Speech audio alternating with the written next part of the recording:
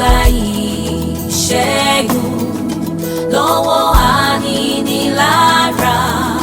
Mo gba ìṣẹ́gun pẹ̀lú ẹ̀jẹ̀ ọ̀dọ́ àgùntàn. Kò sóhun tó lè mì mí mọ́ torí mo ti l'Olúwa. Jésù lórúkọ rẹ̀, olùgbèjà mi ló jẹ́. Àti kọ sínú ọ̀rọ̀ rẹ̀ wípé orúkọ Olúwa ibi ìsáde ìṣọ́ agbára ní fún olódodo. Olódodo sáwọ́ bẹ́ẹ̀ orí ìṣẹ́gun. Ìwọ ṣá ti dìrọ̀ mọ́ Olúwa, yóò ràn ọ́ lọ́wọ́. Àti kọ sínú ọ̀rọ̀ rẹ̀ wípé orúkọ Olúwa ilé ìṣọ́ agbára ní fún olódodo. Olódodo sáwọ́ bẹ́ẹ̀ orí ìṣẹ́gun.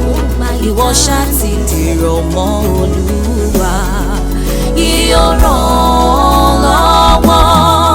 Mo gba ìṣẹ́gun lọ́wọ́ aninilára.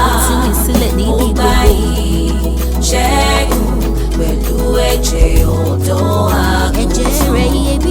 Kò sóhun tó lè mì mí mọ́ torí mo ti l'Olúwa. Jésù lórúkọ rẹ̀, olùgbèjà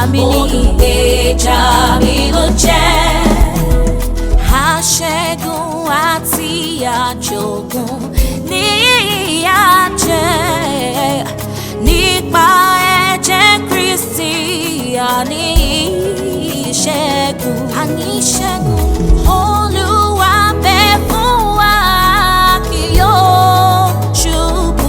Kò sí ṣubú fún wa nínú Jésù. Kò sóhun tó lè borí agbára rẹ̀. Ṣẹ́gun ni wá nípa ẹ̀jẹ̀ Jésù.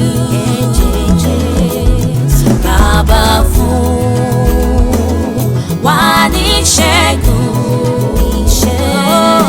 nípa ẹ̀jẹ̀ Jésù.